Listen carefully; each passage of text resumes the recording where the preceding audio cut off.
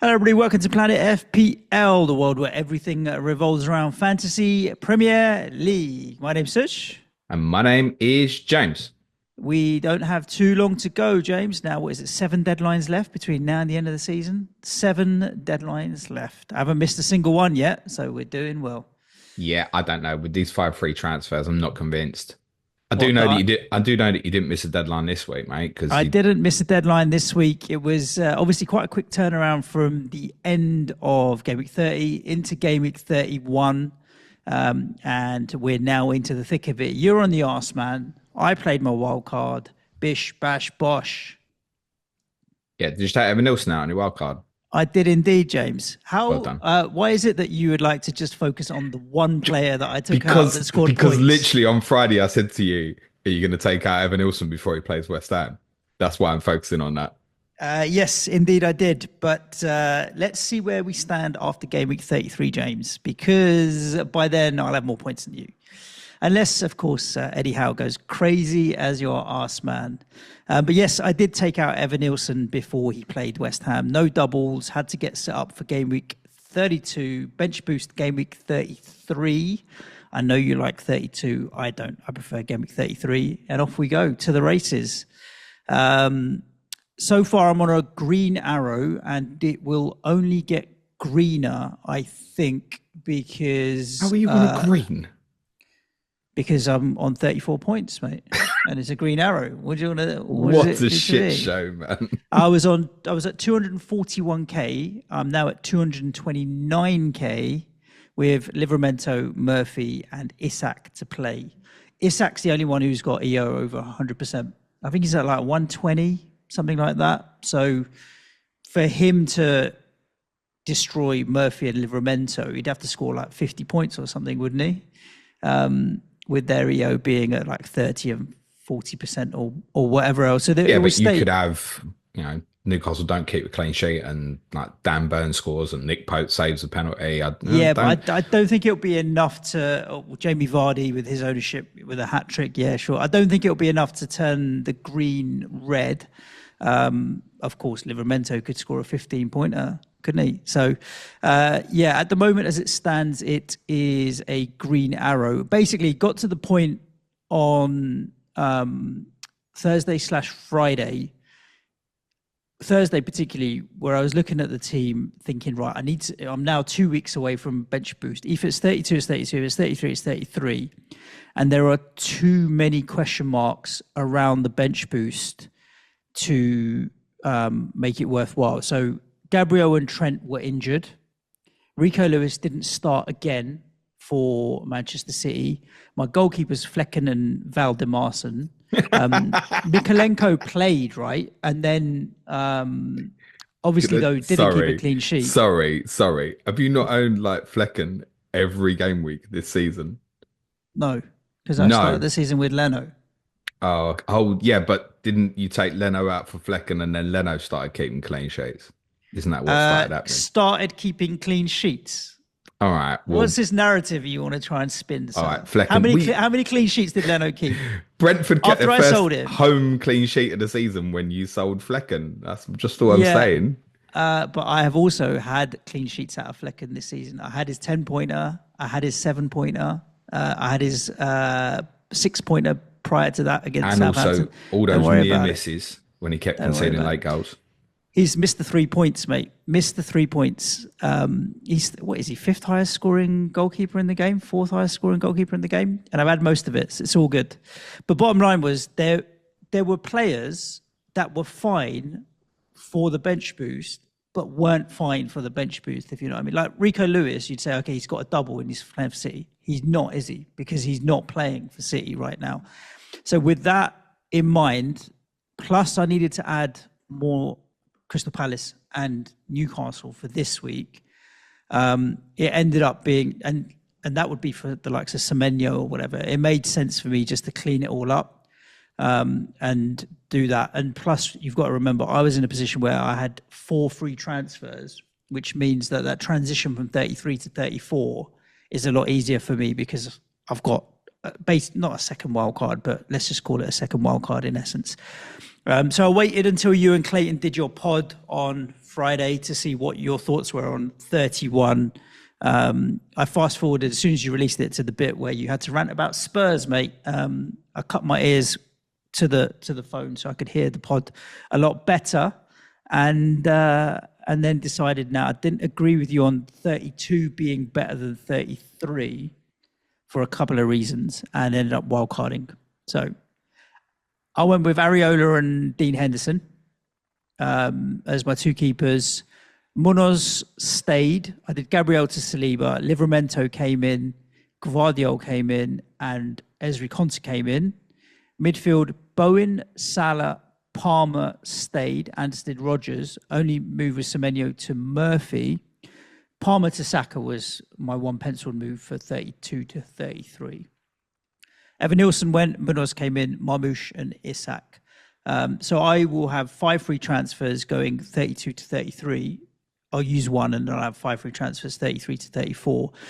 And I thought there's more doublers for me to play with in 33, so I prefer that. I've already got Areola and Bowen, and Salah gives me good single game coverage.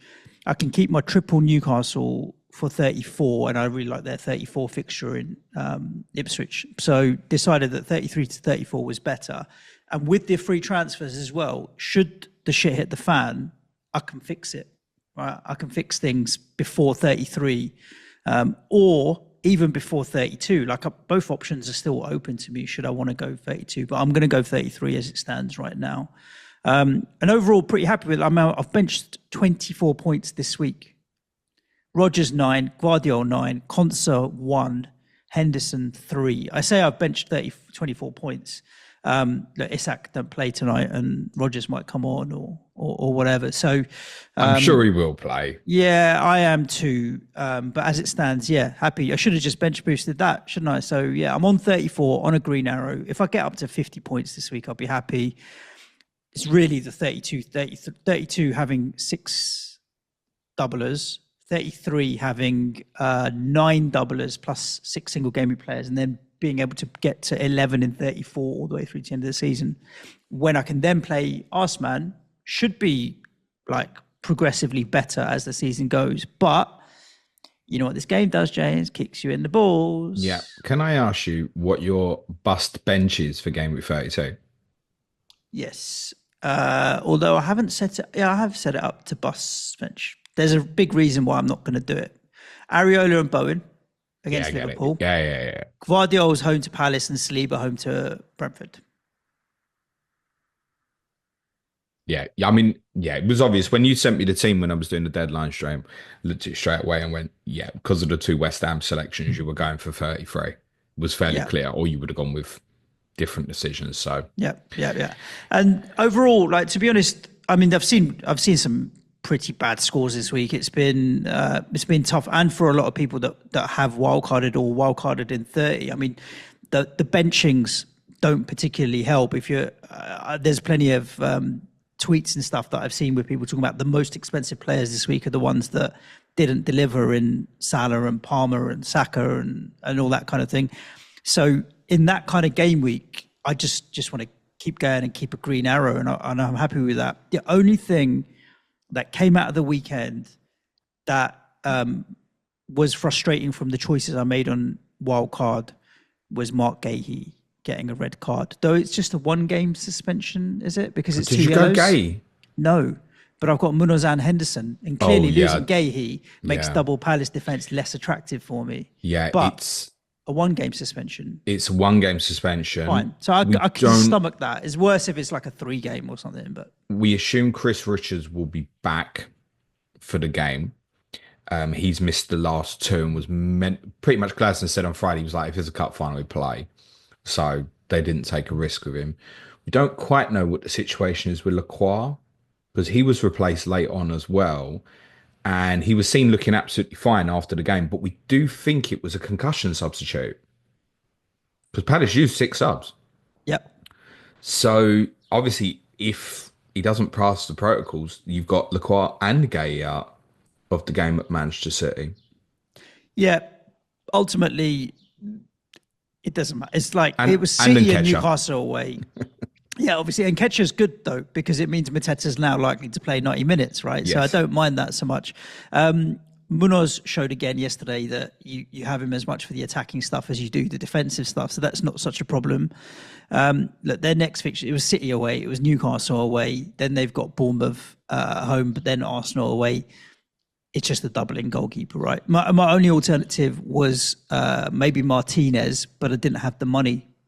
I had to go cheaper, so I ended up with Henderson. I just say it's just doubling goalkeeper. It will do what it'll do. Okay. Yeah, feeling fairly okay. Like it's pretty template. Let's be honest. You are going to be, as per the two podcasts we did last week on kind of wildcard in 30 and 31. I know a lot of people are like, everyone's teams look the same.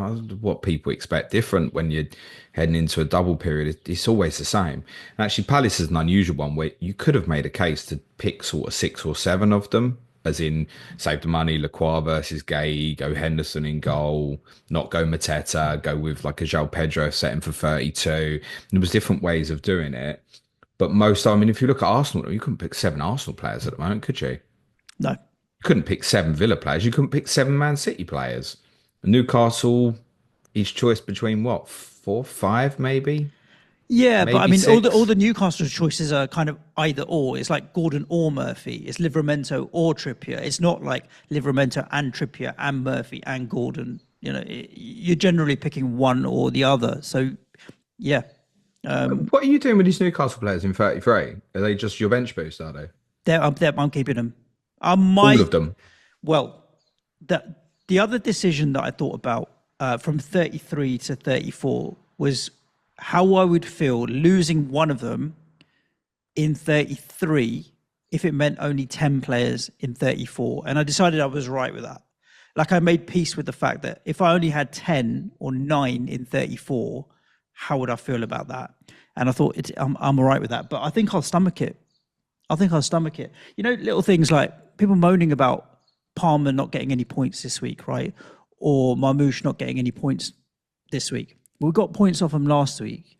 You don't get points off everybody every week. So if I don't get points off him in 33, but I do get points off him in 34, it's fine. And I'd fully expect to get points off him in 34 with Ipswich. So I'm really looking at it as the wild card can only be measured at the end of 34, really. But either way, I had to use the wild card. So what was I going to do? Work towards 33 and wild card in 34? Could have done, but the 5 free transfers made it worthwhile. The only couple of kind of ifs and buts were I had 4 free transfers. If they'd have given me 4 plus my free transfer additional, and so I came out this week with 5, I would have bought Strand Larsen instead of Mateta and then moved on to Mateta this week because I fancied a 1-week punt. I really wanted a 1-week punt, but I didn't want to take a 1-week punt to waste the transfer when I needed it to set me up in 33 or 34. I mean, that didn't make any difference anyway, did it? No, it didn't. No. It didn't. But he was the one that I quite fancied as a 1-week punt if I was going to do it. But I didn't do it. I wouldn't have done that anyway. It's almost like doing it for the sake of doing it. So I've got a team that's a little bit different. I wouldn't have seen enough upside in that. No, not necessarily. But yeah, team looks fine, to be honest with you now. And all of the kind of the 50%ers, the Rico Lewises and that kind of stuff is gone now. There's no crap in there anymore. So yeah, all good. Okay, I'm on 43 minus 4 this week, having bought Munoz and Jacob Murphy, who plays tonight, presumably, in for Nkunku, who did actually get a start yesterday, but same old, and Gabriel. And I activated the assistant manager on Eddie Howe, as I suggested I was going to do pretty much all last week. Plan is to move that to Mikel Arteta in game week 33. I am hoping to get 1 point off the bench tonight, Suj. I've only got 1 point on the bench. That's Castagne. I'm hoping to get that in for Isak. That's a very, very rare one. I'm fairly sure Isak will play. My decision on captaincy was I did fancy there'd be goals in the Fulham Liverpool game. I actually had it down for a 2-2. So even though I think Newcastle will smash Leicester tonight, I felt it was something there in terms of the prospect for goals in the game. And the more I thought about it, I come to the conclusion that there's a fair chance tonight that Isak will be sort of under 65 minutes. I think it's a fair chance of that. Now, there's a fair case to say that an hour of Isak against Leicester rather than 95 of Salah against Fulham is arguably better. But actually, when I was looking at it I thought about the mins a lot, and I thought, no, do you know what? I'm not going to take the risk out. There's every chance that he's a 1-pointer, i.e., I don't know, they're 2-0 up at half time and he's missed, and they go, no, bollocks, you're coming off. I do think that sort of thing is a potential tonight if he's a little bit slight in his green, because reality is the easier the fixture, the more likely he is to lose those good minutes that we'd hope for. So now let's see what happens. I expect him to go off and do quite well tonight. The plan had, in all seriousness, had always been to captain him in this week gone and the forthcoming game week. You do get an extra point for every goal he scores, because Eddie Howe picks up a point for every goal Newcastle score.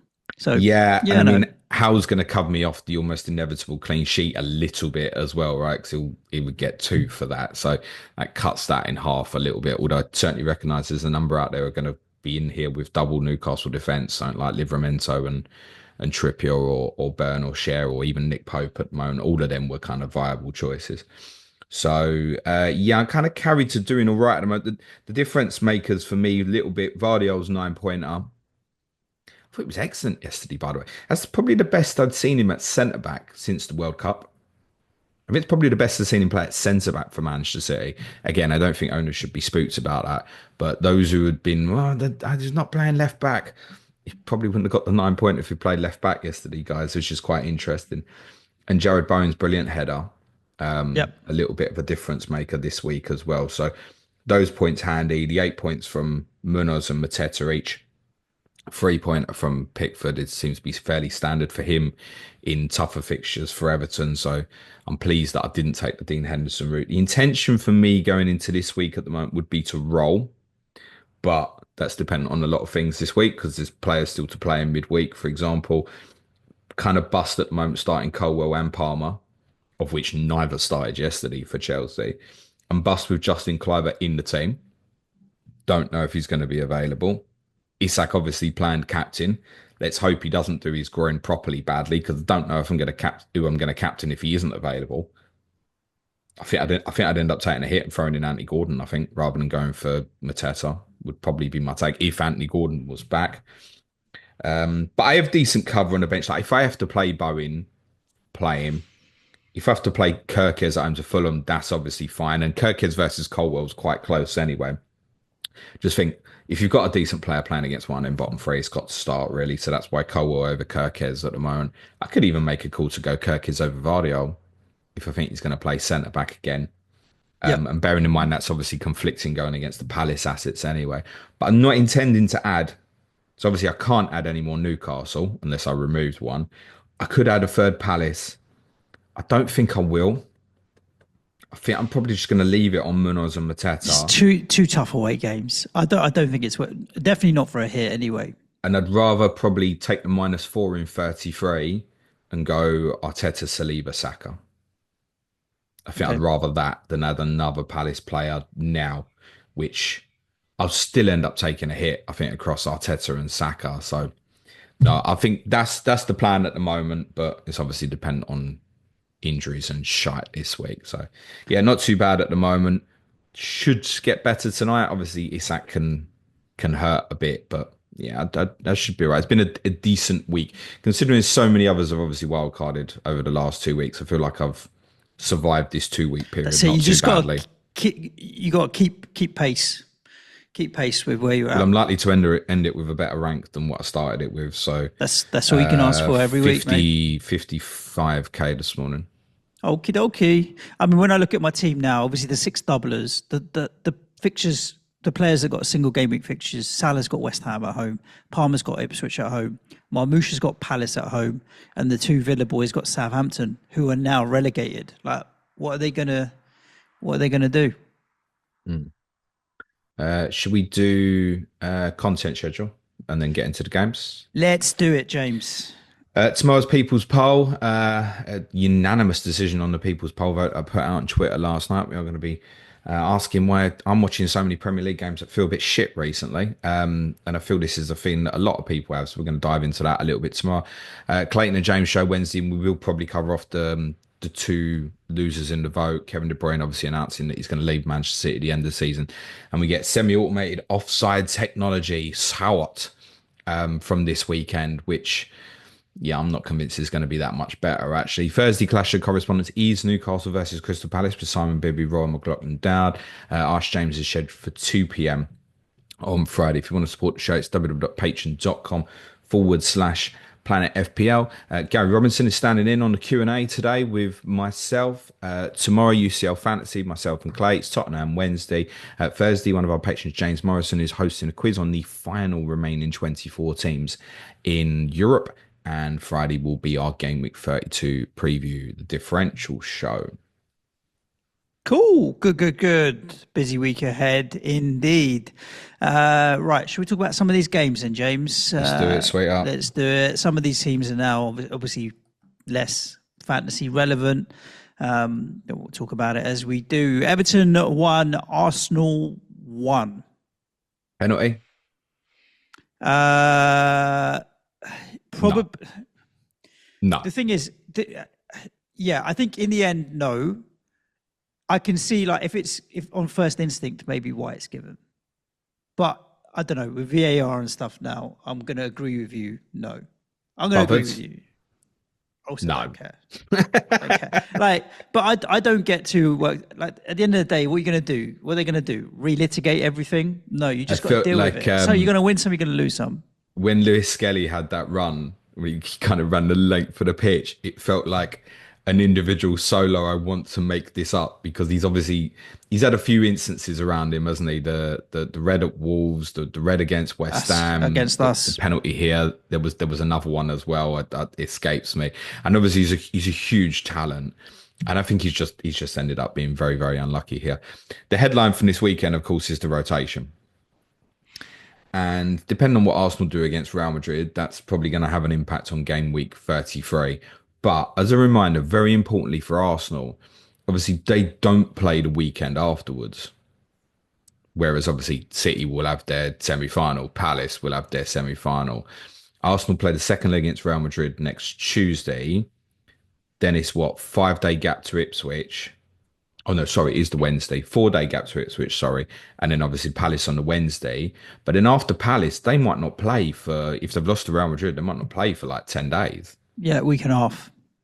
I think the Bournemouth game's the Saturday evening in game week 35. So Arsenal assets, I think, will feel secure once you hit game week 33. That might be a little bit different, obviously, if they beat Real Madrid and are looking at maybe, say, a Tuesday Champions League semi-final first leg the following week, which they may well do. So those who've gone Saka, you knew the risk. But I think he'll be fine as and when game week 33 comes round. There's no reason to think that a William Saliba or a David Raya wouldn't play both in a double. I guess there are some question marks about the game this Saturday. However, again, because Arsenal was Tuesday, Saturday, Wednesday schedule, I think they'll all start on Saturday in terms of that main three, Raya, Saliba and Saka. Something like Martinelli is always going to be a little bit of a risk, isn't it? The earlier in the season, players are much more used to playing like twice a week when you've got the group stages and what have you. The way I look at it, they just had a rest. This was a rest. So if they've had a rest this weekend, they don't need 2 rests in 2 weekends. I don't see that. I think they're then capable of playing the games afterwards. And if it's likely if it's going to be another rest, it'll be after the second Real Madrid game. I think I see him playing this weekend as well. I think a lot of it's also like getting minutes in players in case they're needed was quite important for Arsenal under this circumstance. Someone like Jorginho feels like he's not played a lot, but if they don't get the defensive players back and you need to put like Partey at right back, you may need him. So giving him the minutes at the weekend, for example, felt quite important. Similar, say, with Raheem Sterling and Leandro Trossard as well. Obviously, Merino dropped into a deeper position, but I think that's more about the fact that Odegaard didn't play. So I would suspect he probably goes back into the 9 position against Madrid on Tuesday night. That would be my take. So it's always felt to me, Suj, that the Arsenal decision, unless you were on wildcard, was best off being left as the last decision. Yeah, that's why I didn't bother with Saka. And also, Palmer has Ipswich this week, so it's kind of like, do I need to force it? If he plays. But again, he's just had a rest. I don't see why he wouldn't. What are we saying that Well, Leisure Warsaw's that he's going to be saved for the two legs of that? No, I think Palmer will play next weekend. That's what I think. I agree with that strongly, and I'll cover that But when we then get on to I the should Chelsea say I game. did think he would play this weekend, so that's not really. Yes, true. Everton rotated a little bit as well, right? There was no Mikalenko in the squad. I don't suppose too many will have Everton assets at the moment, but as a reminder, they're going to be really interesting, I think, for the late crowd. The fact they've got Ipswich at home 35 and Southampton at home 37 will appeal for rotation. Sound like Mikalenko might come back around and be useful. Patson played left back. Robenham came in for James Garner. Ilman and Dye obviously back in the team.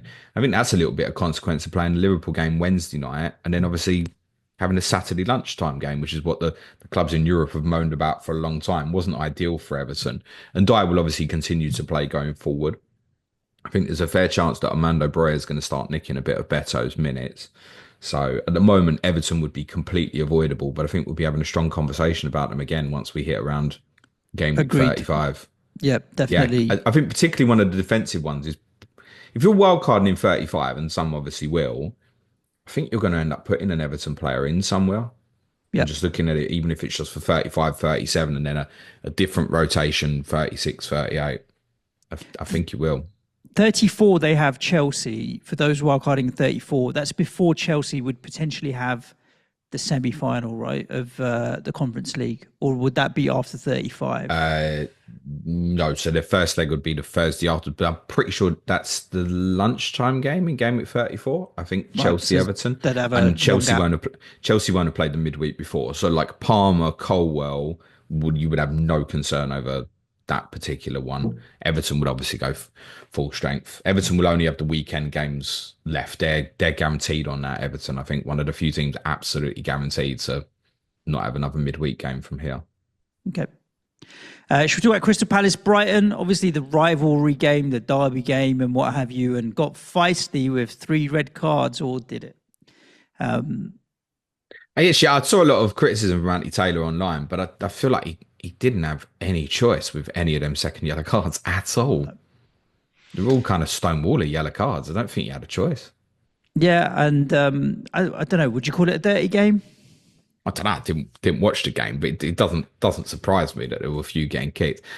I saw someone, Eddie Nketiah, posted an apology online, didn't he, to the Palace fans and that. So he was getting loads of replies. It's like, don't worry, he kicked a Brighton player in the head. It's fine.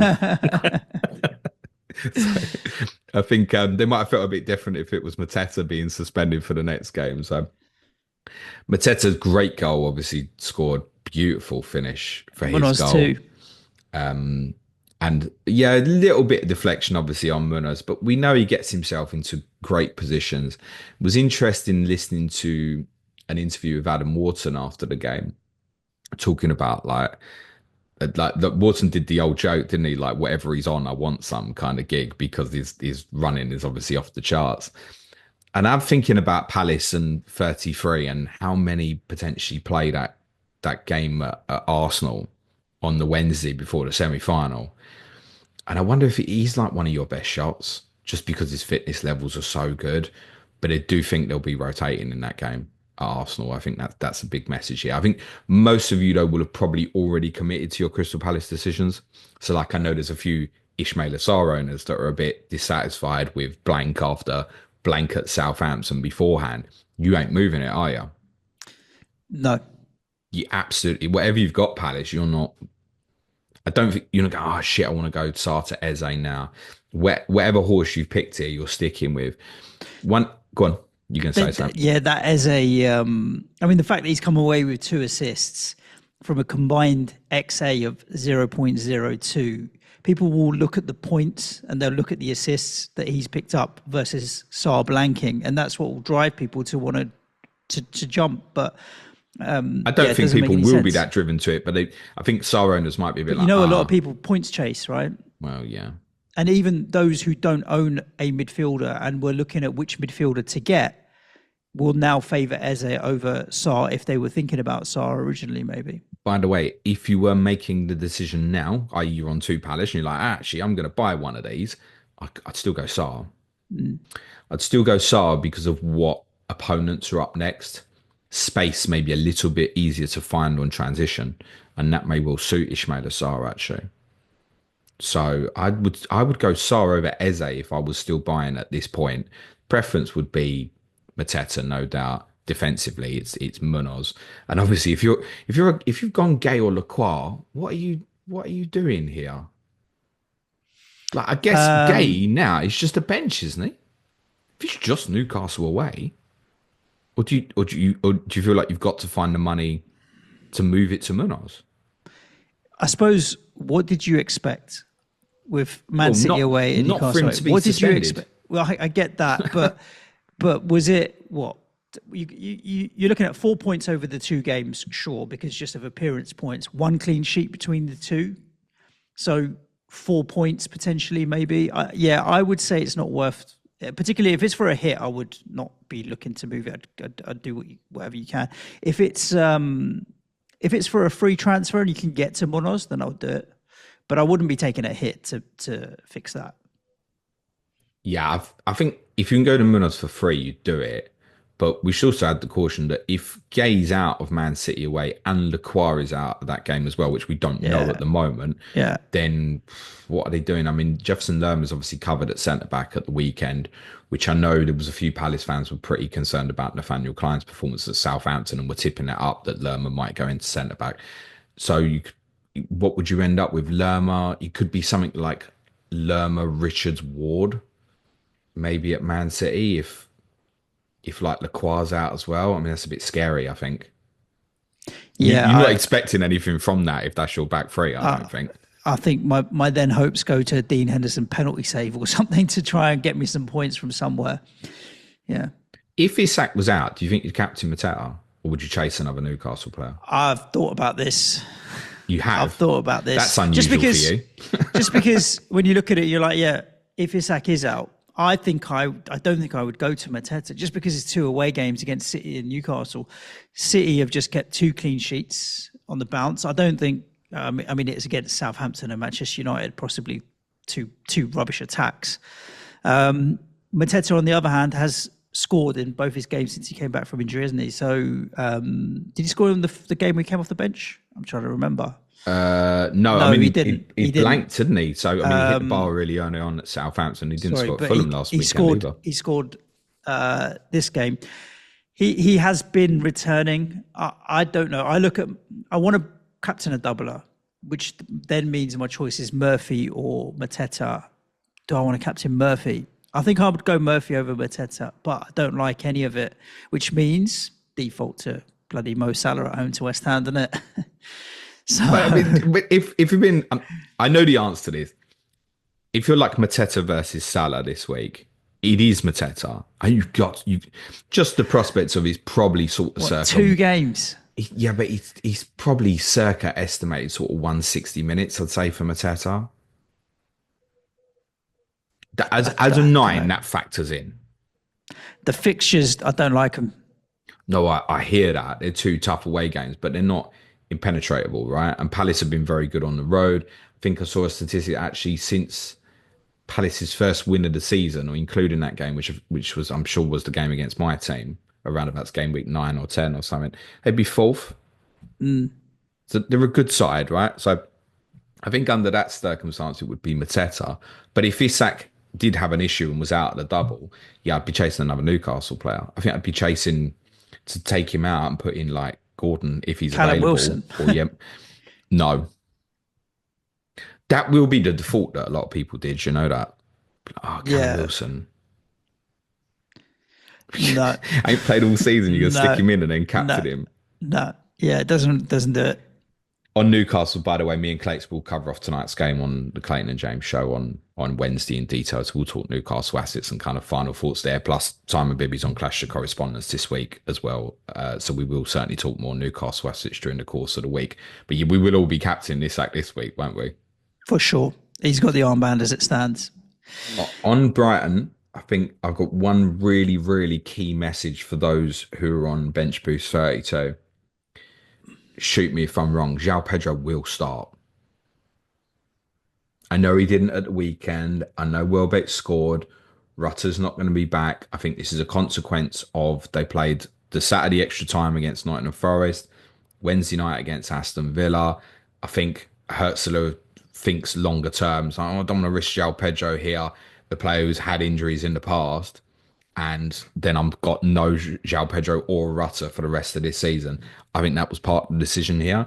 I think he'd be back in the team against Leicester. And I say that because I know a number of people have set to bench boost 32 with Brighton players in, particularly for Bruggen, who you'll be fine. Lewis Dunk with Jan Paul Van Heck suspension is obviously now a certain starter. You've got nothing to worry about there. And also João Gomez. And I think a few have maybe gone Minter or Mitoma. You should be okay with either of them as well. So I think if you've gone across that Brighton 5, I think you'll be okay. I know there's João Pedro owners that are a bit concerned. Go with it. I'm pretty confident you'll be all right with that. And they've obviously had a really, really disappointing week, Brighton. The cup defeat, Villa, and then obviously losing to your rivals as well. Yeah, that's a good fixture to try and get you back on track. Now, fixtures towards the end are good. I'm not ruling them out of European qualification at this stage at all. Cool. Let's talk about Ipswich 1, Wolves 2. Wolves 3 wins on the bounce. However, 4. Oh, okay. 4 wins on the bounce. I tweeted that on Saturday night. Wolves tweeted that, didn't they? I just quote tweeted it and put an asterisk 4. Yeah. But in the league, James, it is Ipswich, Southampton, and West Ham. So take a little bit of a pinch of salt. They're playing some teams that are right in and around them and pretty rubbish. But you can't complain, and you can't say that they didn't deserve this. Racked up 4 big chances. Way more shots, way more XG, way more everything. I've not really looked very strongly at Arsenal for the end of the season, but I do know in the back of my mind that Pereira is one that will be right up there on the list just because of where they are in the league. It means that bonus will be readily available. But will it? Because the next 2 home games are Tottenham and Leicester, and that's very easily if they 6 keep points. winning, sure, yeah. They have Manchester United away in between that as well. I mean, they're capable of climbing a little bit, aren't they? If my team hadn't won yesterday, Wolves would have gone above us with victory this coming weekend. So they're not like a million miles away. So if Wolves beat Tottenham this weekend, they're then capable of doing that the following weekend. By consequence, they're going to be capable of jumping the likes of yourselves. In fact, I think they do jump you if they win this weekend and you lose at Liverpool. We'll be same on points, and I don't know if their goal difference is better. Probably is. Worse. So yeah, but I agree with you. Yeah, Brighton at home, Brentford at home, their last 2 home games. You would think now you're probably getting the bonus for it. Their goal difference is better than ours. It might be an out, and of course, also the Crystal Palace fixture might be brought forward towards 36 to make it. You could have bonus Brighton at home, Palace away. And I think if you're going to look at that towards the end, if they continue this form, which looks good. I'll tell you what's really interesting with them. Obviously, they're the easiest lineup to predict last weekend. It was clear. It'd be the same 11. No problems during the midweek fixture against West Ham. It was a 4-day break. Clear as day, it was going to be the same team. And that was right. Cunha's suspension's obviously over. I imagine he comes in for Manetzi, but I don't think it's a certainty. I do think that there's a chance that Pereira will reward them and say go again. And they've absolutely deserved this victory at the weekend. And Larsson's on a good little streak, isn't he? Yeah, he did say after the game in his post-match presser, right, where they were asking him about Cunha, and he just said, look, he's very, very much like, it's about the team, it's about the team, it's about the team, which is why I do think, yeah, same again, off we go. Like, don't make it about Cunha or any one individual, make it about the unit. Their central midfield is an engine. They've got good work ethic. I moaned after the West Ham game that they were a little bit physical and dirty, but they were just, it's not better in than a being bad way. pushovers, boss. That's what I'm saying. Like, I don't begrudge them it. They're a tough team to play against. And and I suppose Gary O'Neill had a tough start to the season with his fixtures and what have you. But has been seen, Pereira's gotten more out of this. Very similar to what Moyes and Dyche, he's just got more out of them that shows it was the right thing to do. Yeah. The best stats you can come up with is if you compare since you took over Wolves' stats with all of the bottom 3 combined, Doesn't make good reading for that bottom three, obviously. So they're clear as completely safe now, 12-point distance, and they've got good fixtures in the running as well. So I think they'll even extend that. There's every chance Wolves finish above 40 points, I think. Every chance. So they'll end up comfortably clear of it. Sarr in goal, Agbadu as an enabler, Ait Nori for trolling purposes, Larson and maybe Cunha, all worth keeping a real eye on. Game week 34, for those who are free hitting, and I think that's going to be a number of you, there's no way you're not having no Wolves in that. Yep. You will want some of it. I think Cunha Larson might even come down to a bit of clarity on how Cunha plays over these next couple. And because it's Leicester at home, you probably will want a defensive one, won't you? Yeah, I think Mateta to Cunha was in the back of my mind as one to do for that game week with one of my 5 threes. Yeah, I mean, I'm going to have to wild card in 34. I can't believe that I'm not going to have some of that, actually. So no one's going to buy it, even though it is Tottenham this week. I don't think you're going to go and everyone's focusing on the doublers, aren't they? Let's be honest. But Wolves for 34, keep a close eye over these next couple of games. It is worth saying you already know what the score will be on Sunday when Wolves play Tottenham. 1-0 to Wolves. Correct. Right, West Ham 2, Bournemouth 2, Desmond 2-2, James. Watch it or not?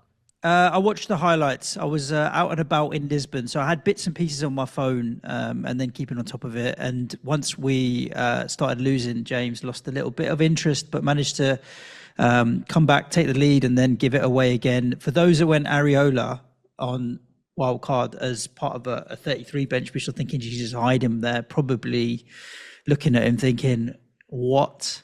But definitely looks like, I mean, Potter's now gone to a back 4 here, right? With Scholes at left back, Kilman, Tadibo, Wan-Bissaka, and then swapped out Scholes for Emerson, who maybe is a more natural left back. Scholes plays left back, but he's still young and coming into the game. So he's trying to figure out what he's doing here with no recognised striker. Then used Fulkrug in the second half, who's come on and scored a good header, and Bowen. What a header! Was that something out of the 80s, mate? A proper throwback. It was. But it's like play to his strengths and give him that service and he will score, you know. And Jared Bowen, we've talked about this quite a bit on this pod in terms of his headed goals. It's just such an underrated asset of his. The amount of headed goals he scores that he probably shouldn't get up to or shouldn't be allowed to is incredible. I mean, Bournemouth racked up an XG of over 2. 1.5 was the 2 goals that Evan Nielsen scored. Yeah, I was going to say there must be from both so Areola high. just fucking, I don't know. So is he safe, Areola? There's a chance Flappy comes in here. He makes good saves and he makes bad mistakes. This is the problem with Areola, right? He kind of gets away with some of his mistakes with some flashy saves. I don't think I would be confident saying he is safe, James. After that, I don't feel confident saying he is safe. It's highly likely that he will continue to play. But if he makes more mistakes in the next one, and then he lost his place for Flappy, would it surprise me? Probably not. I think Areola should be fine. I think he's much more to the suitability of your play style than Flappy. What I would say, though, if you are running towards the end, and I think West Ham, even for the late wild carders, even like me, will appeal, because I think fixtures in the last 5 are pretty reasonable. Flappy will leave in the summer, won't he?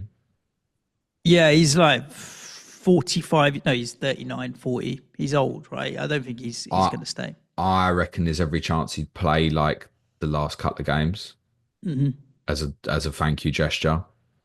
If you've got nothing to play for sure. Well, yeah, like Forest at home in 37. Like I think there's every chance he might play. What do you mean if we've got nothing to play for? Well, we've got nothing to play for. You probably don't want to finish 17th.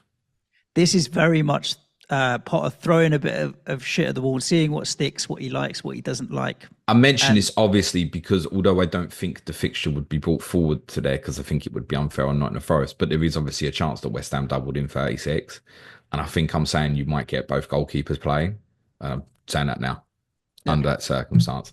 So, I mean, look, chances are if you've got Areola, you do have another good goalkeeper, I suspect. And I'm pretty sure you'll be okay for 33. If I was wildcarding now to set up to bench boost for 33, I think I'd still be going with him. Yeah, I did it this week. I wouldn't reverse that decision. Yeah. But I would make sure I was very comfortable with my goalkeeper choice as something that would carry me for the rest of the season. Yep. So I'd arguably think that would maybe be Martinez at this stage as the most likely. I don't even think there's certainty that Martinez plays this weekend, by the way. But to carry right through to the end, that's probably the sort of combo I'd go for to feel comfortable. Yeah. Because their fixtures aren't bad.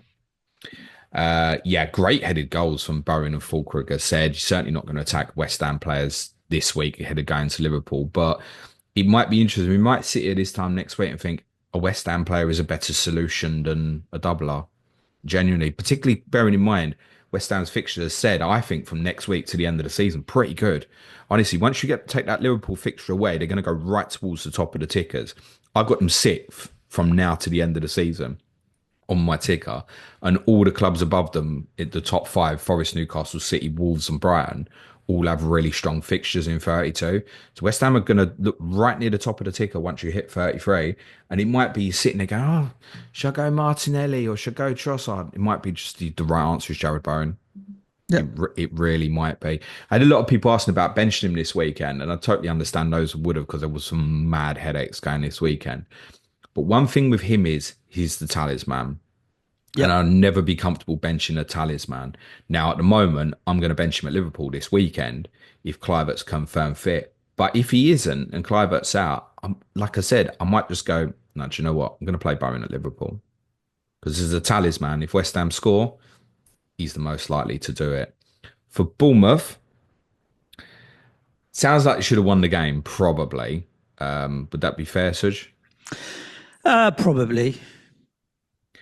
I think most of the wildcarded this week will have come off their assets like you've done, and I think that was the right thing to do. Their fixtures over the next couple are okay. I probably wouldn't go chasing Evan-Nilsson at this point. Like if you said to me now, buy Evan-Nilsson or João Pedro, I'd buy João Pedro. Yeah, I agree with you. I mean, honestly, they look good and they don't look. You got Fulham at home, Palace away, United at home. Those are all three all right fixtures, but also Fulham have just beaten Liverpool. Palace are on a great run.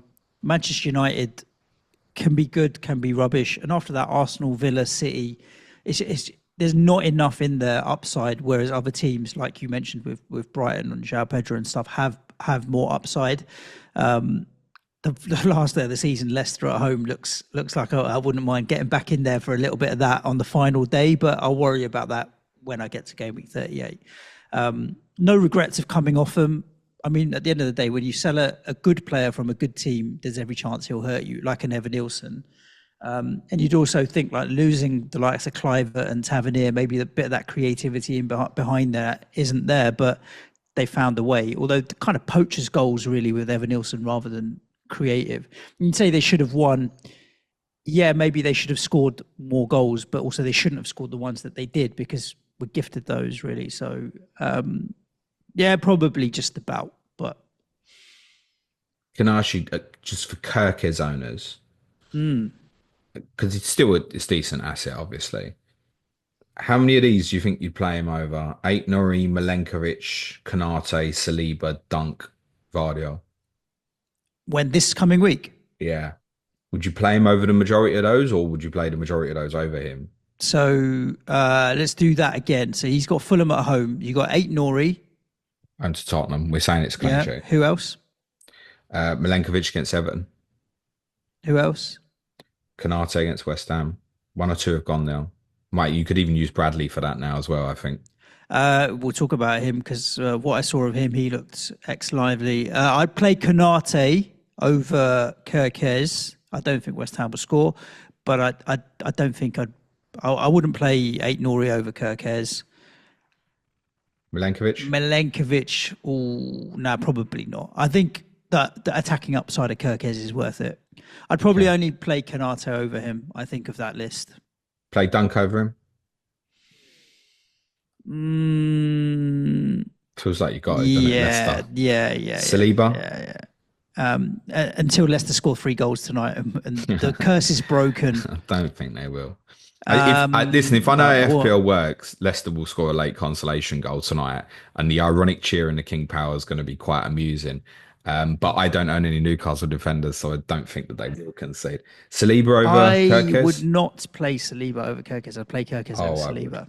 And Vardy? Nah, Brentford have got good attackers, Vissam, Bomo. I think Brentford will score at the Emirates at the weekend, mate. Okay. We don't think Fulham will score at Bournemouth. No, but Kirkez is as much attacking threat, with Kirkez. Yeah, Kirkis don't go in a box for corners. And when Gabriel was last out, Saliba knocked in a couple, didn't he? Listen, do you remember Kirkez playing your team? Because I watched that game. Yeah, my team's my team. Who was the last name you mentioned there? Vardy. I'd over Kirkez, I think. I'd play Guardiola over Kirkez. I think I played them all over Kirkes except Eight Nori, the team I'm saying, yeah, definite clean sheet, which doesn't seem to make sense. Okay, next game. Okie dokie. Aston Villa 2, Nottingham Forest 1. Let's do Forest first, or we might not get there. So this is probably the game I've enjoyed the most over the last, well, since football's returned, I suppose since game week 29. Villa looked like we're going to wipe the floor. I had concerns for Forest sort of 20 minutes in, being 2-0 down, thinking about how they collapsed at Newcastle, collapsed at Bournemouth in some of these more difficult away games, because the way they set up then to go and chase the game is quite tough. So then actually, I was so impressed with the first half hour of their second half. They come out, end up changing the system during the course of that half, moving Williams from left wing back to a very offensive right back. And they went for it and they had so many efforts. It's like, I don't want to say bombardment, but Forest were really going for it. And I was quite impressed with that because it felt like one that might meander into quite a straightforward defeat. On Anthony Elanga, because I know he's possibly going to be a part of bench boost this game week for those who've set up that way, and others will own him anyway. We think he's going to be sent for a scan. The result of that will determine what happens next. I think because he's going to be sent for a scan, you will probably get the information on whether he's going to be available or not. If he's not, it's a sell. If he is going to be available, then he's obviously a keep. I think for those with Milenkovic, Williams, even Murillo, you'd be quite comfortable to play that this week. Would be absolutely fine. Particularly the home games, you feel very comfortable. And you look at Everton, Brentford, Leicester, and Chelsea as their 4 home games. Chelsea, obviously, final day could be a decider, couldn't it? Could end up being a playoff potentially for a Champions League place. So, but I said on Friday that I thought if Forest got a result in this one, even a draw, that would be a great result, because I think this was their toughest game left on paper. So to actually come out the game and still feel quite positive, I think, about the way they played second half, I think is pretty good. I don't think you're going to add Forest assets new this week because, again, you're probably going to focus towards doublers. But it's worth saying with them, I got them and Newcastle joint top of my ticker from now till the end of the season. So whatever goes in for Forest, there's every chance it's going to stay for you till the end.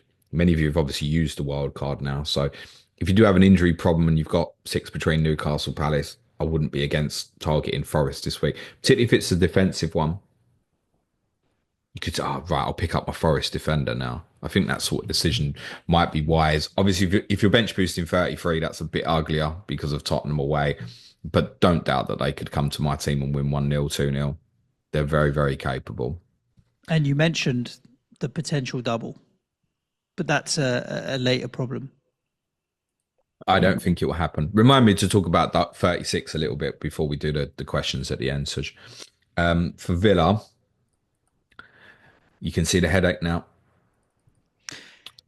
I think there's a strong possibility that whatever 11 plays against PSG will not start against Southampton. I mean, 8 changes, wasn't it? 8 changes. All the way as far as the goalkeeper. I think it's a possibility. I genuinely don't even think Martinez starting would be a certainty. Yeah. It's really interesting, the narrative on social and what people talking about, like Villa needed reinforcements in January, or they were pushing for Champions League and everything that they were still in, and they went and got themselves Asensio, and they went and got themselves Malen, and they went and got themselves Rashford, and have sorted themselves out. And they went and got Disasai on loan and strengthened, and now they are looking like they're coming into really good form, and will have a strong finish to the season where your friends in North London didn't go and do any of that, or Manchester City didn't really effectively strengthen, and they're all kind of mumbling along a little bit here. They did really well in the transfer window to give themselves this depth. It gives us an FPL headache, but it gives them really good options from a just a regular footballing point of view as a team, right? Just for those who don't understand sarcasm, that was a really shit use of the word friends. Yeah. Sorry, it was sarcasm. It I was. got It that. was Thank you. your neighbours. Point being, I think Martinez probably will play, by the way. But it wouldn't shock me if Olsen was in goal. But Konsa, you would think is a certain starter in both of the Paris Saint-Germain games. For them to bring someone like Disasi in for Southampton, is it like that far of a huge downgrade for a fixture like that? Let's be honest, Emery's just rotated against Forest. He ain't going to have concerns about rotating against Southampton. Morgan Rogers surely does not play that game. You've been saying this for Like, ages. surely he doesn't play that game. I mean, yeah. If it was me, I'd be like, take a rest, mate. If I was the manager, I would be saying, take a rest, mate. But he's played the whole game here as well. He didn't. He wasn't one of the subs that came We've off. been joking about it week after week. He's indestructible. But I think if you're a Villa fan, I think even you're thinking, I hope you don't play Rodgers at Southampton. It's not like you don't have other options. Look at the Yeah, players they brought off the yeah, bench yeah, at the yeah, weekend, man. yeah. They've got so the whole squad is fit basically now, but I think Ross Barkley and he may even get minutes at the weekend. Even the likes of Tielemans should get a rest, I think. The one that a few people have cottoned on to a little bit is Daniel Marlon to be of interest for because he's not registered for the Champions League squad. Right. So you look at him and you think, surely he plays at Southampton. But then do you expect him to play twice in the double? No. Yeah, I wouldn't chase it. I wouldn't chase that fringe stuff, mate, to be honest with you. Morgan Rogers, if you own, he's there, he's fine. If you've got a defensive or Martinez, it's fine. But you described it as we can see the problem. It is a problem, and I don't need that in my life. The reality on the Villa team is after Wednesday night against PSG, we'll have a much better idea of what that's going to look like. And, if a Watkins doesn't start against PSG, then you can feel way more comfortable about it. The Morgan Rogers and Esri Konsa ones, I feel like, especially as I know they'll play against PSG. I'd be staggered if they don't. And even Konsa's had a break at the weekend. I know he's ended up coming on. Yeah, all logic on what we've seen so far this season just says to us Morgan Rogers plays every game, but I really don't think it's necessary. And it would be difficult to have any sympathy with Villa if he played that sort of fixture and then got injured to have any sympathy about it because he's beginning to feel a little bit like with Saka.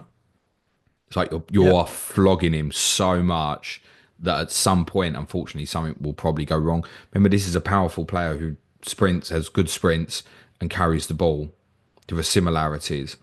So I don't think he'll play. And I know there's a lot of bench boost teams sitting there with Morgan Rogers on the bench. Here's the good news. He probably plays the last half hour and against that Southampton, there's every chance he'll still return. So I think whatever Villa you've got, you just keep your fingers crossed. Yep. I'm starting both Conter and Rogers, and I'll take it as it is what it is. Should we move to the Sunday games, James? Yeah. Brentford nil, Chelsea nil. Where was Cole Palmer? Do you think he was rested for Warsaw? Or do you think he's still No. struggling a little bit?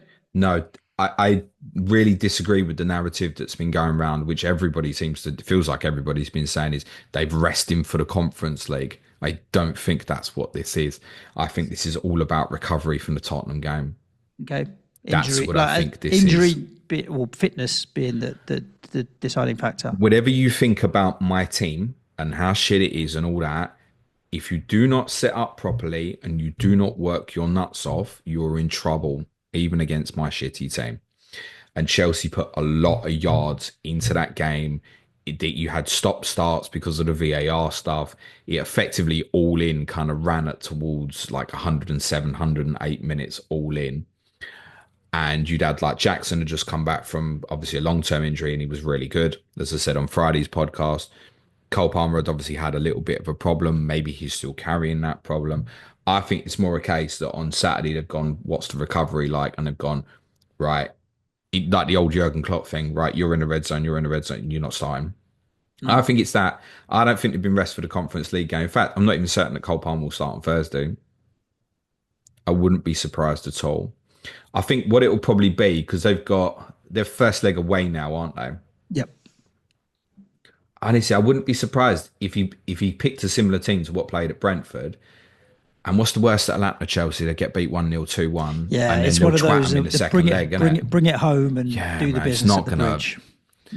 Yeah, I wouldn't even be surprised if they don't start Thursday. So I think the narrative that they've been saved for Thursday night, I think is wrong.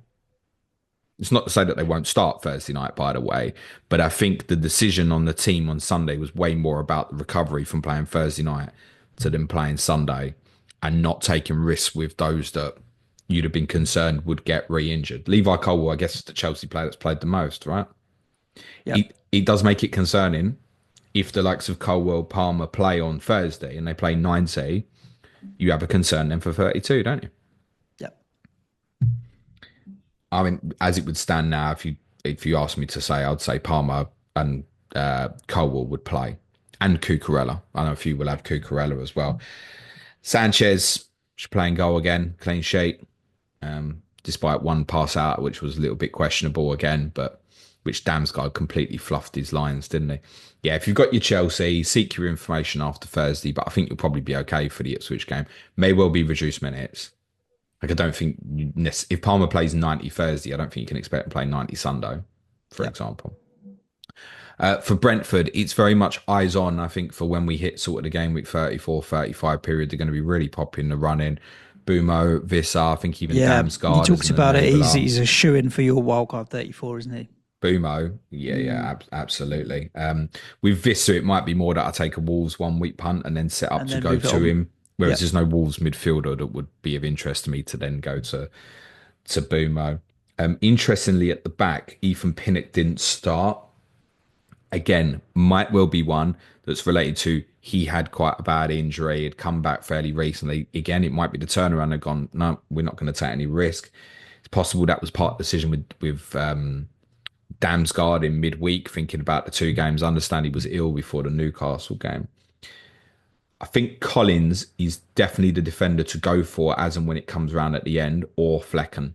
Anybody who's wildcarding at the end, I think is going to go one of those two. I think you're going to want treble Brentford for the running, quite possibly, even though it's no doubles. Okay. But it's almost because of that you think well, it carries better, and I can play or I can bench. Something like Collins for that running of Forest United, Ipswich, Fulham, Wolves, I think is pretty good as a defensive option.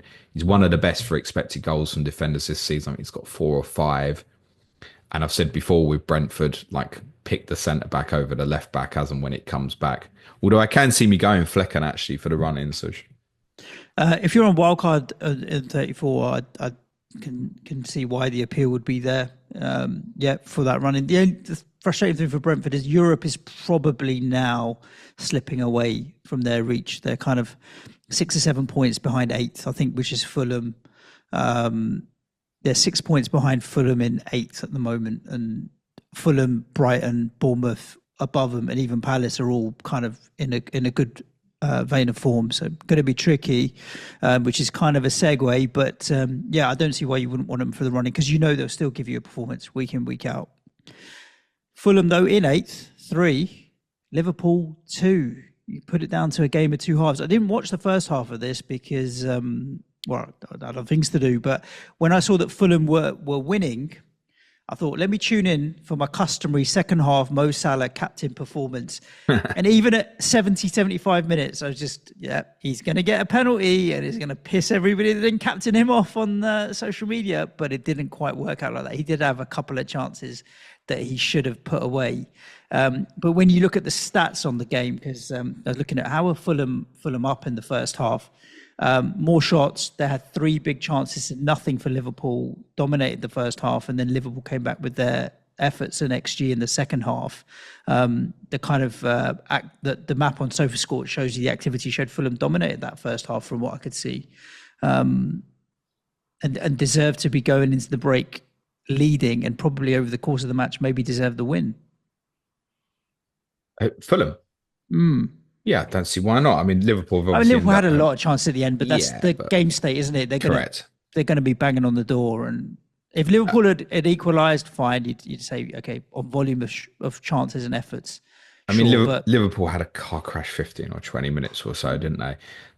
I'm not even just the 3 goals, but it was the Canate cock up, wasn't there, towards the start of the game. All of them were prone to errors at the back there. Even a Van Dijk, even with the Muniz nudge. It's interesting. Now, no one thinks that's a foul, by the way, and I don't either. But Muniz just nudges him in, which means he can't make a direct header up for the ball, can he? They're just not getting given those decisions now, and players need to be aware of that. In fact, even in our game yesterday, it was similar. Solanke just blocked someone off from going to challenge the ball, and then Maddison headed it into Brennan Johnson for his second goal. Yeah, a bit of a shitter from Liverpool. I'm not surprised. I said to you Friday, I've got an inkling Fulham might get something out of this. I didn't think they'd beat Liverpool in all honesty, but not surprised because I just think Liverpool mentally aren't at 100% at the moment. So I'm not using that as a criticism. To just know, I don't think that if they're going with Arsenal toe to toe, I don't think they lose that game on Sunday. I think they win it. I think it might be mental fatigue as much as physical fatigue. Some of those things, I don't think even Robertson plays that pass. Pass was never on. Weird goal. Then he compounded it by not winning the header properly and then deflecting a Iwobi's shot as well. I think on a different day, Mo would have got returns in the second half, wouldn't he? I've seen him have games where he's got returns and it felt like he's done nothing. He had a few chances towards the end. Yeah, that one shot that he took it on his right foot that it blasted over, but on another day he's putting it at the back of the net. But it feels like Mo, and you said you wanted to talk about him, Connor Bradley. Well, he changed it in the second half like in terms of the style of play. Yeah, the only thing is, he hasn't got a double, so. What do you buy? What do you buy? If you're not playing a bench booster looking for doublers, I can understand it with West Ham, Leicester, Spurs. I think they need 11 points, I made it, to win the league. And let's assume that's if Arsenal win all of their games, which they're not going to. So they need 3 or 4. They could win the next 3, West Ham, Leicester, Spurs, and the league could be done. And then that run-in of Chelsea, Arsenal, Brighton, Palace doesn't look as attractive, to be honest with you. So if I was buying, I'd be buying for the next 3 and then maybe moving on afterwards because they've got nothing to play for. And I've got no interest in buying for the next 3 because I've got other moves I want to make. But if someone was wildcarding this week or just looking for a single game week player, I think Bradley is interesting. Do you think he'll start though? Yeah, I think he's back in the team now. Yeah, back in the team on Sunday. Of that, I agree with you. I agree with you. I think they need him at right back. Well, I think there's a few we'll be looking at him for the bench boost in 33. Ultimately, this is what will happen. People land at 33 and be, I want to go Conte or something. Newcastle at home, City away. And listen, Villa's home form is strong. The first game is at home of the double. But if you're landing there and you've got the money to go Bradley instead away from Leicester, I think I prefer to go to Bradley. Yep. Now that you see, because I think those who went in 30-31 wasn't sure what the situation was, if Trent would be back in time as well. I think if you're looking for that bench boost in 33, it's difficult to envisage at this moment that Trent's going to be back for that game in 13 days, I think it is, at Leicester. And Bradley, I think, will go back in the team for West Ham. So now you feel safe. So, yeah, I would rather that in 33. Mm-hmm. Listen, if I was free hitting in 33, I'd probably go doublers, don't get me wrong. But to have Connor Bradley as part of your bench boost in 33 away to Leicester. And remember, home fixture in 34 to Spurs. Oh, yeah. And obviously, if you are running through, then that's ideal and it's perfect, isn't it? He would almost be the second best Liverpool asset to get hold of at this moment, it feels like. Yep. Him or Konate, I would say defensively the 2 that I'd look at. Purely because Gakpo, Jota, Diaz, it's like, well, which ones, isn't it? Yeah. So I'd be overlooking that. Great result for Fulham. They'll be interested in 34 as well for the free hit crowd because they go to Southampton. You added that. I was going to say for the free hit crowd because either side, it's not great. You say that, but it could be that it's Southampton 34. It might be a rotated Villa if Villa are still in the Champions League in 35. Big if. Could be. By the way, it's a 12:30 kickoff. So it could be that Villa played in the Champions League the midweek before and it's 12:30 kickoff. It is at Villa Park. Then 36 Everton at home. Brentford away 37. And who knows, 38, City at home might be City before an FA Cup final will rotate. Yep.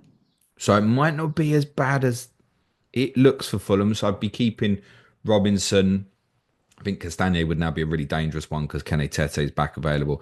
But Robinson, I guess we really need to keep an eye on Ryan Sessegnon at the moment. What price is he, Serge? Because Ryan Sessegnon. Let me have a look. He's going to be is he in cheap. as a defender? He should be, I think. Fulham. Point Ryan Sessegnon 4.1 defender. defender. Yeah, that's got to be monitored because if you think that's going to play right wing against Southampton, Goal, assist, goal. Well, it's goal, blank, goal, assist, goal. So 3 goals and an assist in his last 5. let's sell it like 2 this. of those games he didn't start. I get it. And it might be, again, rotation was at play here. Although worth noting, that's Tuesday to Sunday, the gap for Fulham. So one of the better ones this week. If Ryan Sessegnon starts right wing, Bournemouth away and Chelsea at home, he's going to be in pretty much every free hit team in Game Week 34. I've seen What, people saying OOP he should get in the defender England against squad. Southampton? Got to, haven't you? Yeah, I've seen people suggest he should be getting a look in with the England squad, but I don't know if that's social media talk, isn't it? Scores a couple of goals and You know, suddenly exciting. he's now scored more goals since going back to Fulham than he scored at Tottenham. I mean, he didn't get enough of a look in with you guys, though, really, did he? Yeah, there's a very good reason for that. But he does look like he's bulked up a lot. I think Fulham have worked really hard on his fitness and getting his strength and his conditioning right. And I think that's why we've seen him so little this season. And maybe, just maybe, we're at a position now where it is right. And he's going to play instead of the likes of Traore. Almost with him as well, he's a player, and I can speak for this because I've seen it in front of my eyes, who suffers with confidence badly. Really bad. If he's out of confidence, he's no use to you. He'll be confident at the moment. So he might keep playing, you know. Watch it. Not suggesting anyone buys it now, but that might be a really interesting one in Game Week 34. And obviously, if we could know which one of Jimenez or Munoz would play, that would also be interesting. And I guess Alex Iwobi for his consistency will also be interesting in that week. So you're not going to go and buy Fulham now, Bournemouth, Chelsea next 2, but you need to be watching what's going on with them. And obviously, the Bournemouth game is the Monday Night Football next week, so it's on the telly. Cool. Let's talk about Tottenham 3, Southampton 1. It feels like a supremely irrelevant game in the sense of you've got Thursdays more important for you. They're relegated now. So for both clubs, just go through the motions. But 3-1 is not too bad. I mean, you still want to win your home games, don't you? Although you gave up 3 big chances to Southampton as Give Spurs up big chances do. to everybody, so don't be surprised. Yeah, it's true. And you didn't get to keep a clean sheet, but Brennan Johnson with a couple of goals, late penalty, obviously, for Tell. Yeah. Is it relevant in any way for fantasy other than we still continue to target Southampton? Or will they play better because now they've got no pressure? They are so bad, I'm afraid to say, that, yeah, you should continue to keep targeting them. Okay. Which is why those with Villa assets, yeah, I get it. You know, Jared Bowen in 33. We've just speaking about Fulham assets in 34. It's not going to change. Commiserations to our Southampton followers. I know we got a number, and I hope you come back. It's a good away day. I like it down there. I think it's a good football club. I hope that it does well next season. I really do, actually. They are inept. Every team who plays against my team, doesn't matter if it's a good team, bad team, knows exactly what to do. And Southampton put together one of the worst presses I think I've seen against us. It was all over the place. And on the first goal, they didn't show it properly on the highlights last night. But Romero manages to play a ball through lines into James Maddison. It's so easy, and then we're away. It's great pass from Romero, but it's because they get their press all wrong. Joe Aribo goes for a wander when he should be staying with Maddison. And as soon as you do that, if you're going to go 1-1, you better be 1-1, because someone like Romero is the one player will pick out the pass from the back line to breach a line, and that was it. We're in and we're off. Yeah, they're really bad, I'm afraid. Dibbling, I thought, was pretty quiet, bar one decent cross in the first half. When Cameron Archer was substituted, I had to remind myself that he was playing, and I was in the ground watching the whole game. Defensively, they're pretty weak when they play out. I admired Jan Bednarek's interview after the game. We said, look, we ain't good enough. We know it, and we're struggling. We're doing our best. And I don't doubt that, by the way. I don't think there's thrown in towels or anything like that. They committed themselves well. Every single team is going to have chances against them. They will, in my opinion, beat the Derby points total because they will win at Leicester in game week 35. Wow, I was gonna talk to you about that. Like two bad teams, which is the worst of two bad teams in terms of Leicester. We talked about as being awful, and Southampton now we're talking about being awful. I think it will massively benefit Southampton that that game is away from home and at the King Power. And by that point, it will be, well, I mean, it's clear now anyway, but Leicester might even be factually relegated by that point as well. And then if you go into that scenario where I don't think Southampton probably aren't going to catch Leicester or Ipswich, although, by the way, that's more likely than any of them catching Wolves, the game will be so much more important to Southampton. That will feel like a massive game to Southampton going to Leicester in game week 35. I think they'll go there and they'll beat them because I think Leicester, to me, look quite negative and weak defensively. And I think actually Southampton try and play football in the final third, which is quite decent. They have some patterns of play in the final third that are quite intricate and stuff. So I think they'll do it. I hope they do it as well, by the way. I don't really want to be sitting here slandering them all the time, but yeah, they're really bad. As shown by how easily they lost to my team, because if my team had wanted to yesterday, they'd have got 5 or 6 quite comfortably. We didn't even come out for the second half. Literally. Really? No. To be fair, we played quite well in the first half and did what needed to be done. Played some nice football, created some good chances. Interestingly, a few from set plays, actually. Christian Romero got on the end of a few. And that don't help for Southampton, by the way. Weak at set plays. Get some of the basics right would be helpful. But yeah, we came out for the second half like a side that knew that they had won the game and didn't really give a shit. Created next to nothing, basically. Didn't play well at all second half. Pretty lethargic, pretty bad. And said the subs didn't have an impact. It was quite correct, although Odobed does well on the final goal. And I said choose all last week. Rogue captaincy pick this week. Brennan Johnson. Rogue is the word, James. Rogue is the word. Let's talk about Manchester United nil, Manchester City nil, James. Go on. Brennan Johnson probably now starts against Frankfurt on Thursday, I think is a consequence. So if you are thinking, he's playing the league games and he's going to start at Wolves, well, actually, now he probably does not. And Tottenham will highly likely rotate again on Sunday at Wolves. And I think will probably get beat. If you've taken a punt for a Tottenham player last week, that's fair enough. You're probably going to keep it for the next one, subject to the lineup on Thursday. Please don't be investing in my team at the moment, guys. Don't buy Spurs players. No. We know. James, did you know between Manchester United and Manchester City, I was working this out yesterday, more than 80% of the Premier League titles that have been won by these two clubs. Is that right? 20 for Manchester United, 6 so for you Manchester got 3 City. for Arsenal, 1 for Liverpool, which will become 2, Leicester, Blackburn. These two have won 26 between them. Chelsea, how many? Chelsea 3 or 4 or 5? Chelsea's 5, isn't it? There's 32, there's 8 in the last decade and 24 now. So that's 32 titles. These lot have won 26 between them, 20 and 6. No, that's not right, Suj. 8 in the last century. From 92 to the year 2000 is 8 Premier League titles. Chelsea won 5, Arsenal won 3. You got Blackburn, Leicester, Liverpool. That's not right, mate. How many Premier League titles? How many Premier League titles in total?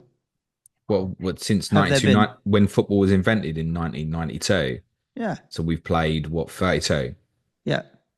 Oh, so Manchester United have won 11, United is 20 titles, not 20 Premier League titles. 21 titles, not 21 Premier League titles. Yes, Manchester United 13, Man City 8, isn't it? I think 6. Maybe 6. 6. Oh, there you go. What are you talking about then?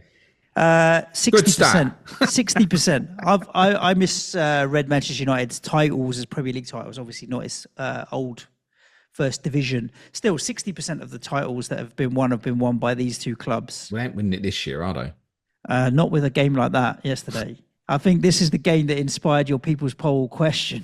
Yeah. No, actually, I was thinking about it anyway. Do you know what more inspired it more? And again, we'll talk about this tomorrow. I didn't record the game. Oh. I knew it was you would. Because obviously I went straight home from Tottenham, but normally I'd probably get home about 20 minutes gone. So normally I'd just watch it from the start, wind through half time, and I've nearly caught up live. I didn't bother. because I didn't care. I thought it was going to be shit. And I felt a Okay. bit fatigued on a lot of the other games that I've watched recently. Like every game I watched last midweek was shite. I watched Brighton and Forest the weekend before, shite. I just thought, do you know what? I just can't be arsed with it. There's a relevance of supporting Tottenham at the moment. I think it has an impact on that, and I'll talk about that more tomorrow. But I did think it would be crap. And what does that say, Manchester Derby? And I think it'd be crap. I thought Well, City would go considering really the narrow with the fullbacks high. I didn't think they'd go quite that narrow to basically go with a diamond and then draw Marmoush and Foden into defensive positions. That's all about a protection of Kevin De Bruyne in terms of that system, and I think that's a system that would work for him. You wouldn't be able to do it with Haaland because you wouldn't want him going into wing areas when you're defending and stuff like that. So it's a specific set of tactics that City can use basically without Haaland. And you know what you're going to get from United. And I actually thought of the two teams, I enjoyed watching United more. There were some aspects of United that I enjoyed in the game. I thought Bruno Fernandes was outstanding, terrific. Played obviously different positions in the second half. He's the one player as well who doesn't play to the type of, okay, we're structured. You must play this 10-yard pass at this point. Bruno looks for the flashy stuff, doesn't he? It brings a bit of joy to the game. And I enjoyed all the advances of Patrick Dorgu down the left-hand side, although held the opinion all throughout that he would fuck it when he got there at the end. And that might be one that's a little bit popular for those bench boosting in game week 33. I'd add the note of caution that obviously their second leg against Lyon is the Thursday before, so you can possibly expect a bit of rotation across the next two games for United, which, by the way, I think is really good news for Newcastle going into game week 32 in the first game, because United playing France this Thursday. So I think Newcastle will probably win quite comfortably on Sunday. There's some signs with United that it's getting a little bit better. It helps getting a few players back fit. Like many people have identified that Mason Mount might be someone who fits into this system quite well. We've barely seen Luke Shaw on the bench yesterday. You're like, oh shit, I forgot he existed. They've still got a few other injury issues, but it's seen little. I can understand why United fans are beginning to feel a little bit more positive about things. Frankly, that's from City particularly yesterday was particularly wank. I think what they did was, I don't think they set out to draw, but I think their fixtures, if you compare their fixtures left with, say, Chelsea's, I think City's are way better. And ultimately here, City are in competition with sort of like Villa and Newcastle and Chelsea, maybe Forest, with the free spots available. And I think City have looked at it and gone, yeah, do you know what? United away might be our hardest game because of what it is, being the derby and stuff as well, and gone, yeah, we're all right with that. I genuinely think that's why I think City were quite happy with the draw yesterday. I find that a bit bizarre to think United are there for the taking. United defended really well. Wasn't City's XG like under 0.5? I can tell you because I got it open in front of me, James. Statistics 0.49. Yeah, there you go. The only thing that stood out as a positive for City was Marmoush again, just in the sense of his striking ability. He obviously hit the free kick, which was fairly routinely saved by Onana, but he hit this ferocious one that dropped to him from a corner. My goodness, did he lever it? If you watch it back, there's a side-on angle. Watch Lenny Yoro. He gives it the Keanu Reeves matrix, mate. He is no way in the world he's going to head that. He gets out the way. And actually, he's lucky that it was straight out of Nana, otherwise it goes in. So I know there was a bit online last night about being concerned about Marmoush because he'd blanked. I'm not surprised he blanked. I thought it would be a low-scoring game. I still think he's a very good asset moving forward and is the one City attacking player that I would want. I would not want Foden. I would not want Savinho. I think I'd be sitting there this time next week. You were saying keep Foden same. last week. Yeah, keep him because I felt it was obvious that he was going to start against Manchester United. But he's been rubbish this season. And if you've picked your poison on a Foden or Savinho, I don't think there's much you can do about it other than just keep going. No, get rid of them. That's you keep them, aren't you? Not if they're not going to score more points than other players you're going to buy. Listen, I completely get the appeal of City assets going into that double. Who plays now in 32 against Palace? I don't know, but the one that I'd want to buy would be Savinho if I was going to buy any. He played Right. 9 in a row and then got dropped. So I think maybe he had a rest. Palace formation is similar to United. So does he go with this narrow diamond shit again? If he does, you like Savinho and Doku probably ain't starting. Pep's got all sorts of weird and wonderful stuff going on in his head, mate. He does, and I think he tried something to be quite negative here for control. I think that's his go-to. What he wants is control. I think it was a negative game. I think they were happy with the draw. I think please don't buy City assets this week. Please wait for 33. And I know that people want to do it. I get it. But the chances are, if you go for a Foden, Savinho, whoever it is, probably only play once in a double anyway. Their fixtures are good till the end. So this is the problem as well. Unless if you free hit in 34, so you go your City player 33 and your free hit 34 for many under this circumstance, you're going to come back to your City players got Wolves at home 35 and then Southampton away 36, and it might be a double. It's not going. You may end up holding a Foden or Savinho here all the way to the end, and it barely does any shit for you. That is a real concern for me. My opinion remains unchanged. Vardiol and Marmoush are the two only Manchester City players I would be interested in. And it was nice to see Vardiol return that 9-pointer. And I had an inkling that he might actually, we're just watching the game. I never watched BPS during the game, but I had an inkling that he might, because Diaz had one or two uncomfortable moments, although he dealt with that moment really well where he kind of stumbled, didn't he? And he leant forward and landed on it. He did so well to keep his hands out of the way. But I had an inkling watching the game, there was a fair chance that Vardiol was going to be on the bonus because I thought he was really good. And when I've seen him at centre-back for City, not for Croatia, I thought it was great. But for City, I've never felt comfortable watching him there. It feels like he's got errors in him. He looked solid as a rock yesterday. But I think he'll go back to left-back this weekend.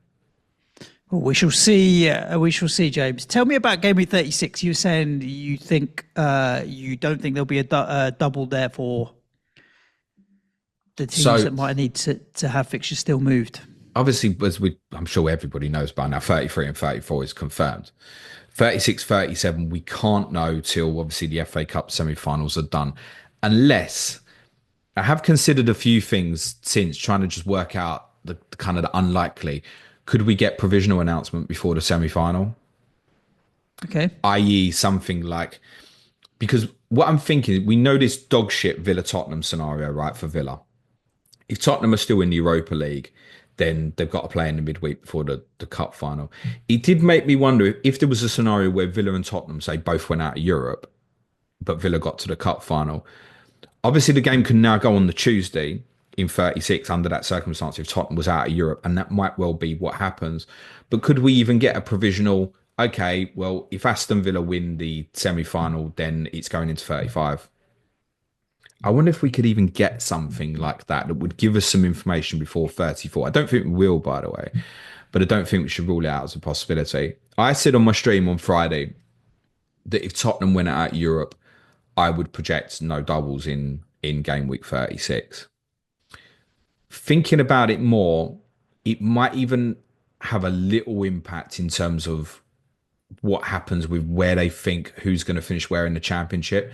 I know it sounds ridiculous, but if they think it's going to land with, say, Leeds playing on the Tuesday night, Sky know they'll get great viewing figures from that. Right, okay. Does that make sense? Yeah. TV dominates everything, mate. I won't name teams. But if it's two other teams that maybe don't have the support of, say, a Leeds, they might go, yeah, we're going to put the Premier League games on at the same time. Now, when they have to make this announcement, they won't know. There's nowhere, because the championship season won't have finished. And you're going to have to make this announcement pretty quickly after the 34 deadline. So, obviously, if Tottenham go out of Europe, it opens up now the way it's set with Villa Tottenham to play each other on the Tuesday. So they play Saturday, Tuesday, and then the final Saturday. And I think that's probably still okay. Ultimately, this is going to be decided by TV and if they want the games or not. If they're happy for them to clash, or do they want to put, say, Villa Tottenham under that circumstance on the Thursday afterwards? Obviously, if Tottenham are still in Europe, we kind of know it's got to be that Wednesday night, as said, and then I'm sure Sky probably pick it up. It might be what the Sky want to do with the games. So if Tottenham have gone out of Europe, then Palace, Wolves, City, Bournemouth and Villa Tottenham could all fit on the Tuesday. Obviously, it won't be all three, maximum of two of these games. Could all be brought forward to the Tuesday in 36. Obviously, Forest, West Ham can't. And that's because Forest have been picked on the Sunday. And I said this is something that they might happen, that Sky might try and stitch up. I actually thought they might pick it as the Monday night again. Put Forest Leicester on the Sunday. So yes, West Ham Forest could go into the Wednesday. So Forest play Sunday, Wednesday, and then FA Cup final Saturday. but they wouldn't have to do it like in the circumstance that Aston Villa would have to do it. There would be no other date for Villa Tottenham. So I really don't think Forest West Ham will double in 36, whatever happens. They can, but it doesn't make sense to me. I think that's just Thursday afterwards. And because Forest going for the Champions League, I really think Sky want that game. West Ham against Forest. I think they'll want it at the moment, whatever moment that Forest clinch the Champions League. It's a little bit like they pick Liverpool every game on the telly because they want to be there when Liverpool clinch the title. It will be like that with Forest, I think. They want to be there every game for that moment when Forest clinch a Champions League place because it will be obviously quite historic for the club and it's a fresh face doing it. Yep. So I think under that circumstance, yes, it could go on the Wednesday night. And it might even be that we had a circumstance where Villa and Forest was the cup final and they go, well, this is the fair way to do it because Villa have got to play on the Wednesday if Tottenham have got to the Europa League semi-finals. So we'll make Villa and Forest both do it. Yep. But it's not right, is it? Playing the Wednesday night before they should have FA a clear. Cup final. They should have a clear week before the FA Cup final. Yeah, but I do acknowledge that all the games other than West Ham v Forest could be brought forward to the Tuesday if Tottenham have gone out of Europe. Right. But it doesn't make sense to me particularly. TV is going to decide. That's my point here. So it's having an awareness that yes, fixtures could get brought forward, but there's no guarantee. TV is going to ultimately decide this. We should have got, and this will be a next impact, we should have got the Gameweek 37 TV picks last week. And we should have had the 36 and the 35 the week before they were given. So we should get the 37 TV picks this week. And that might have an impact into our thinking as well, possibly. So West Ham Forest, I think, will definitely get picked up. I think City Bournemouth will get picked up. I don't think Palace and Wolves will. Villa Tottenham, I think, might get picked up as well. And therefore, that if the TV companies have then got the rights to the games, it's their say-so then on what happens. Like I could imagine, let's say TNT pick up Villa v Tottenham, for example, then I think they'd be quite happy to push that fixture up against a Championship playoff semi-final. And therefore, I could really see the game being played on the Tuesday if Tottenham had gone out of Europe rather than then saving it for the week afterwards. I think TNT would probably be quite happy to do that under that circumstance. So TV, as kind of said when we covered it last week, is going to have a big role. But I just maybe wanted to correct and say I said last week that I will remove the projections for 36 if Tottenham go out of Europe. But it might be impacted on those TV selections yet. Okie dokie. Let's see, James, shall we go through some of the questions we had on the internet before we wrap this episode? Go for it, sir. Indeed. Okie dokie. I love this question coming in from Tingu. Can Tottenham or West Ham finish 8th in the Premier League with them both only 11 and 13 points off 8th place with 7 matches left? I'd probably go and see a doctor, mate. If either one of us finished 8th, yeah, I think we'd be waking up from a dream or something for sure. I've actually even got Tottenham for the rest of this season. Yeah, I said you're after the Liverpool game, you're going to jump right to the top of the fixture difficulty. I've got Tottenham bottom for the rest of the season of all 20 teams from this point. Wow. And we're possibly going to rotate in some of these games as well, right? Georgia has got Kuzanov and says, do I need to sell him or possibly Pep just didn't want to start the young kid in the derby? What do you think? No, I don't think that was a concern. Is he in the same bracket as you've picked your poison, just go with it? Well, at this moment, yeah. And I mean, obviously, if you want to bench him 32, I guess it's only really a concern if you bought him with the aim of bench boosting in 32. And that may be what you've done. So let's wait and see what the information is moving forward. Was he on the bench yesterday? He was, wasn't he? So he's fit. Yeah, I think he'll come back in the team. As I said, I think Vardy will go back to left back. I just think there's probably been a bit of a reward here for O'Reilly. Guardiola was clear and said he'll play the semi-final with O'Reilly. So I think it's probably a little bit of that. Kusanov, I think, ended up playing more than they wanted. Remember, he went and played for Uzbekistan during the international break as well, so it's fair travel. I think it's probably that. I think he'll probably come back in. Yep. Cool. Luke says, after Gary Neville's rant after the Manchester derby about the lack of excitement in football, do you ever see the game going back to what fans want? Well, we'll talk about that a bit tomorrow, won't we? And what we're talking about that. We've had a couple of other very similar questions around that. So, for example, where were we? James is saying, is this season same for tomorrow. Bad? I feel like it's bad. Exactly that. I wanted to just signpost people to the People's Poll tomorrow, where we will be talking about the quality of football. Before I pick one more off here, James, did you get any off Blue Sky? People can follow you on Blue Sky at Planet FPL Pod as well. Got a couple of interesting ones here, actually. Go on, let's do them before I pick the final one off here. FPL site. In a parallel universe, what business did James start that Suj would become an employee of? In a parallel universe, what would you have started, James? That's the question. You tell me. You would have started a food truck and I would have been cooking. I'm quite into my cooking at the moment, particularly since I moved over here. I'm cooking a lot more. So I reckon James would have started a burger van and I would have been the burger chef. That would have been what would have happened, I reckon. So on that basis... We could still do that, you know. Yeah. In 10 years' time. We can still do that. Only if it's got a lamb on a skewer. Thomas Powell says, I watched a YouTube video of a competitive eater eating 2.3 kilograms of spaghetti in 15 minutes. Yeah, he's talking about beard meets food. I haven't watched that video, but I did pop up on my timeline. So Thomas's question is, how heavy a mixed grill do you think you could eat in 15 minutes? In 15 minutes? A kilo. I could maybe 1.5 kilos of just meat. In 15 minutes. Kilo. I'm going to say a kilo. FPL Vino did flow just to cover it in case you missed it at the start. It's asking, could we rank the assistant managers for game week 33? I would say Arteta, Guardiola, and then you toss a coin, but probably Emery because the Newcastle game first is at home. Neither of them are going to be bonus, though, are they? I think Palace mass rotate at Arsenal in that second fixture. So I think Arteta, Guardiola, Emery, Glasner. I don't think the bonus ones are great in 33, are they? No. It's arguably it's then Potter. To be honest, Ange maybe. Ange would be a bonus at home to Forest, wouldn't it? You know, you'd want to see what happens in the cup first. Yeah, you'd need to feel confident that Tottenham are going to pick a strong team. I mean, even ones you look at like Fulham against Chelsea, it's not going to be bonus, is it? United against Wolves is nothing. Everton against City, you're not going to, are you? I'd be very surprised if I don't end up with Arteta in 33 because I think ultimately the first game's at Ipswich. So even if they rotate, you'd think they've more than enough. And like I said, I think then Palace rotate against Arsenal 3 days before the Cup semi-final. Arsenal's clear afterwards. So I'd be very surprised if Arsenal didn't win those 2 games in 33. I wouldn't be surprised if they drop points against Brentford in 32. I don't think they will, by the way. But in 33, I think they win both those games comfortably. Cool.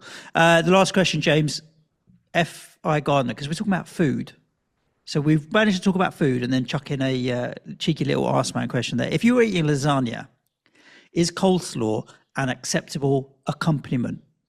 Yes. I'd say salad is fine as well, but I'd say yes. Salad is definitely fine. I'm going to say yes. For me, it'd be fine. It's like the white sauce and the Tommy sauce. Too much going on there, isn't there? Really? I'm not convinced about that. No, I'd say yes. I would do it. James, not convinced. I'd happily try it though. I'm not like, oh, you can't try that. So yeah, okay. I'll take wife next time. You have a lasagna. Whack us up a bit of coleslaw as well, please. She's probably going to look at me like I'm weird. I mean, she does that anyway. So. Lovely jubbly. Listeners, thank you so much for tuning into this week's episode of Planet FPL. Well, obviously of the main pod anyway. If you want to support the show, as we mentioned earlier, patreon.com/Planet FPL. You get the additional content, you get the Slack community, you get prize leagues and a whole bunch of other stuff. FPL team as well. So well worth having a look. If you do enjoy the show and want to support it, then head over to patreon.com. Otherwise, a sub would be awesome. A sub, hit the notification bell or the thumbs up or whatever it may be on the platform that you're listening in on. Other than that, though, James, we'll be back tomorrow talking about the quality of football. Listeners, stay safe. Look after yourselves. Ciao for now. Thanks, everyone. Be nice to each other and play it your way. Cue music, please, man child.